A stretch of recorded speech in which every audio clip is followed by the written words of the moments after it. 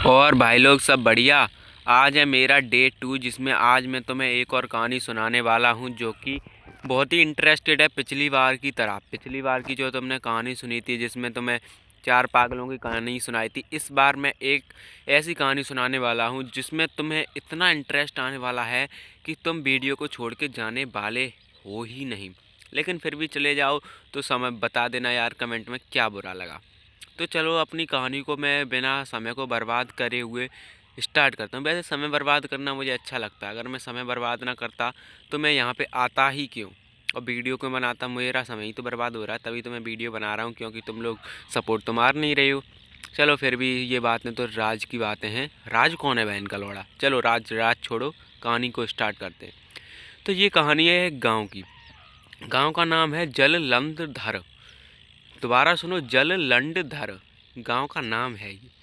और वहाँ पे एक नदी बहती है और एक चांद की रोशनी है, मतलब चांद निकलता है जिसकी रोशनी उस नदी में पड़ती है। और वो रोशनी से नदी के किनारे बैठा हुआ लड़का जो कि उस चांद को देख रहा होता है, उस लड़के का नाम है लंडधर। यानी उसने गांव से एक्सपायर होकर अपना नाम धरा ललेंदर। ललेंदर उससे लोग प्यार से कहते थे लंडधर। ठीक है। तो वो ना ऐसे ही चाँद को देखता है, धीरे धीरे देखता है देखता है देखता है। तो अचानक से उसे एक चीज़ फील होती है कि उसे कुछ दिख रहा है। तो वो उसके पीछे पीछे जाता है, यानी फिर उसे एक राज पता चलता है। शुरुआत में अपन ने पूछा था ये राज कौन है, तो इसी राज को पता करने के लिए वो इस पूरी सीन में जाने के लिए तैयार हो जाता है। यानी वो सोचता है कि ये राज है क्या, और राज को तो अपन को भी जानना है कि राज कौन है। चलो तो वो जो लंडधर था वो ना उस चाँद की रोशनी से जाता है और उसे एक ऐसे राज के लिए ढूंढता है जिससे उसे उस चाँद से उसे संकेत होता है कि उसे एक खजाना मिलने वाला है। यानी कि बहुत सारा खजाना मिलने वाला है जो कि उसके बहुत ज़्यादा काम आएगा। तो वो उस चाँद की रोशनी का पीछा करता है जो कि उसे अपनी तरफ खींच रही थी। तो वो जाता है एक गहरे काले जंगल में जो कि तुम्हारी जांटों की तरह बिल्कुल घना था। ऐसा जंगल था वहाँ पे जहाँ पे वो जाता है। और वहाँ पे वो ना धीरे धीरे जाता है अंदर तक, गहराइयाँ रोशनी की बढ़ती चली जाती हैं। उसे डर भी लगता है लेकिन उसे खजाना चाहिए था। तुम्हारी तरह उसे राज को जानना था, और राज तो अपन को पता नहीं है लेकिन उसको राज जानना था। तो वो जाता है, उसके पीछे जाता है पीछे जाता है। धीरे धीरे उसे एक गुफा मिलती है। गुफा मिलती है जो कि तुम्हारे झांटों के बीच में जो गुफा होती है उस जैसी गुफा थी, एकदम गहरी और काली गुफा, जिसमें उसे डर तो लग रहा था लेकिन उसको तो राज को जानना था और वैसे ही तुमको भी राज को जानना है। तो वो फिर भी जानबूझकर उसमें घुसता है। उसे पता है उसका कोई फ़ायदा नहीं होने वाला है, फिर भी वो उसमें घुसता है क्योंकि उसे राज को जानना है। उसमें जाता है, आगे जाता है, उसे हल्की भी रोशनी नहीं दिखाई देती है उस गुफा में, लेकिन उसकी गांड में चुल थी क्योंकि उसे राज को जानना था और राज को तो तुम्हें भी जानना है। तो वो उसमें जाता है आगे जाता है आगे जाता है। लेकिन वो गुफा इतनी चौड़ी थी तुम्हारी एक्स की गुफा की तरह इतनी चौड़ी गुफा थी कि उसे निकलने का रास्ता ही नहीं मिल रहा। वो जितना अंदर घुसा जाता उतनी अंदर उसकी जगह बढ़ती चली जाती। अब उसे लगने लगा डर, तुम्हारी तरह, कि हमारी एक्स की ये इतनी बड़ी कैसी है। उसे भी लगने लगा कि ये इतना बड़ा कैसे हो सकती है गुफा, इसमें तो निकलने का रास्ता ही नहीं है। लेकिन उसकी चुल थी क्योंकि उसे राज को जानना था और राज को तो तुम्हें भी जानना है। लेकिन तुम्हें अपनी एक्स के बारे में क्या जानना था कि वो कितनों से सेट है, और राज तो बहुत बड़ा है यानी वो भी बहुत बड़े बड़ों से सेट है।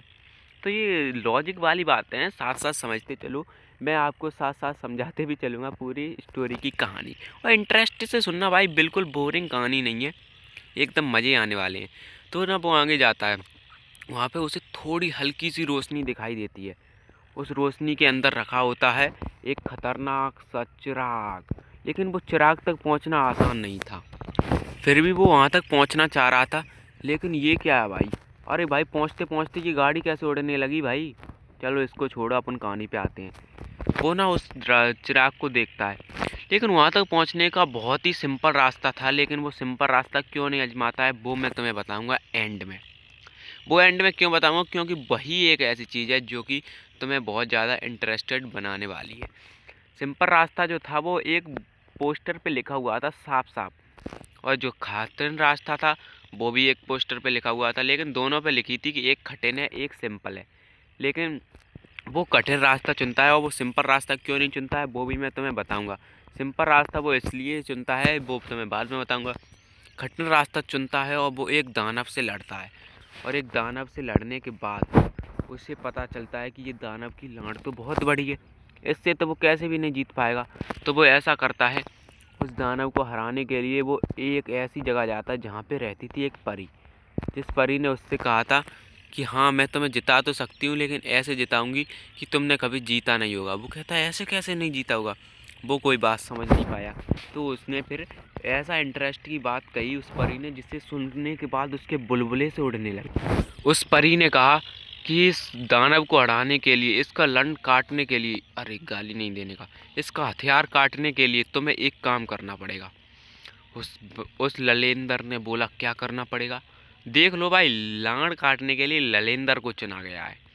लंडधर नहीं, नाम भूल गए। हाँ उसका सही नाम तो ललेंदर ही था, लेकिन उससे गांव वाले कहते थे लंडधर। चलो कोई बात नहीं है। तो वो ऐसा करता है। फिर वो परी से पूछता है कि ऐसा मुझे क्या करना पड़ेगा जिससे मैं उसे हरा सकूं और उस चिराग को पा सकूं।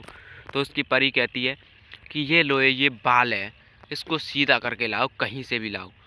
तो वो कहता है ये बाल वैसे किसका है? तो वो परी हंसती है हल्का हल्का। वो पूछता है फिर से ये बाल किसका है? वो परी बहुत ज़्यादा मुस्कुराने लगती है। फिर वो शर्माते हुए कहती है ये मेरी झांट का बाल है।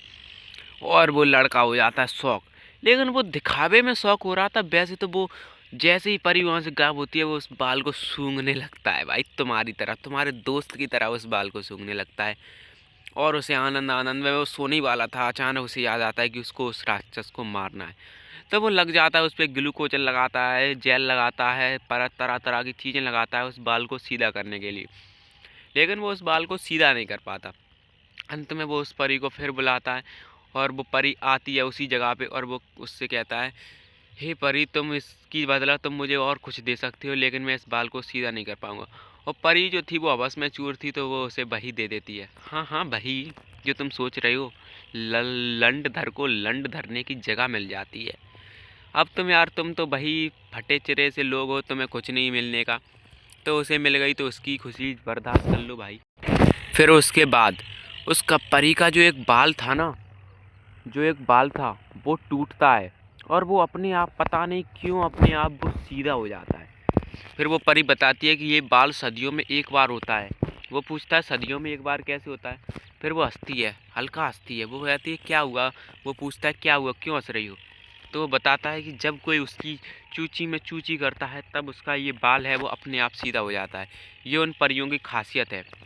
तो वो एक और बार करने की कहता है, लेकिन वो परी उसे समझाती है नहीं बेटा, अभी तुम अपने खजाने पर ध्यान दो, ये तो मैं रोज़ की हूँ तुम्हारे लिए, कभी भी आ सकती हूँ और तुम कभी भी ले सकते हो आराम से। तो वो समझ जाता है। फिर वो जाता है उस राक्षस से लड़ने के लिए, और उस राक्षस से लड़ने के लिए सोचता है, लेकिन उस राक्षस से लड़ता तो है, लेकिन वो राक्षस तो पहले ही हार चुका था, क्योंकि उसने कठिन रास्ता चुना था। लेकिन उसके लिए कठिन रास्ता बहुत ही मज़ेदार था। कठिन रास्ता शुरुआत में था, लेकिन क्या हुआ, परी ने उसको बहुत ही मज़ेदार में बदल दिया, जिससे वो लड़का बहुत ज़्यादा खुश हो गया। उसने उस राक्षस को हरा दिया आसानी से। उसका जो पानी निकला था ना, उसमें जो उसने काम किया था, उस पानी को उसने उस राक्षस को धीरे से उसके चेहरे पर छिड़क दिया, और उसे सूंघते ही वो बेहोश हो गया। उसने उसकी छाती में तलवार घुस दी और वो राक्षस मर गया। फिर वो क्या करता है, उस बने हुए चिराग पे जाता है और उसे उठाता है, और उसे घिसते ही उसमें से जिंद निकलता है, और उसे जो चाहिए था वो उसकी सारी फरमाइशें पूरी करता है। अंत में परी भी आ जाती है। परी फिर से उसे खुश कर जाती है। उस लंडधर की ज़िंदगी जो थी अब ऐश और आराम में बदल गई थी, और अब वो आराम से ज़िंदगी की मौज काट रहा था। देख रहे हो ना, लंडधर ने अंत में अपना लंड सतर कर ही लिया। तो ऐसी खतरनाक सीन के लिए अपने चैनल को सब्सक्राइब कर लो। और मैं तुम्हें बताने वाला था कि उसने आसान रास्ता क्यों नहीं चुना, तो सुनो। उस साइड वाले पोस्टर पे लिखा हुआ था अगर तुम्हें आसान रास्ता चुनना है तो तुम्हें अपनी गांड देनी पड़ेगी। समझ रहे हो ना भाई? गांड आसान तरीका था। अगर वो तुरंत गांड दे देता ना, तो वो आसानी से उस राक्षस को मार देता। मार क्या देता, निकलने के बाद तो आराम से आदमी डला रह जाता है, तो राक्षस भी डला रह जाता, और वो आसानी से उस चिराग को उठा सकता था।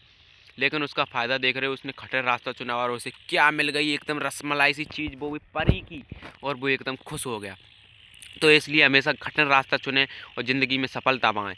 और ऐसी मज़ेदार स्टोरी के लिए हमारे चैनल को सब्सक्राइब कर लें और वीडियो को लाइक कर दें भाई। अगर मज़ा आया हो ना तो वीडियो को लाइक ज़रूर कर देना और चैनल को सब्सक्राइब भी कर देना और कमेंट में बताना ये लंडधर और गांव वालों की कहानी कैसी लगी और उसको खजाना मिला तो तुम खुश हुए या वो खुश हुआ। ऐसी मज़ेदार वीडियो के लिए मिलते हैं अगली वीडियो में, तब तक के लिए बाय बाय, टेक केयर। ऐसी मज़ेदार वीडियो देखोगे भाई।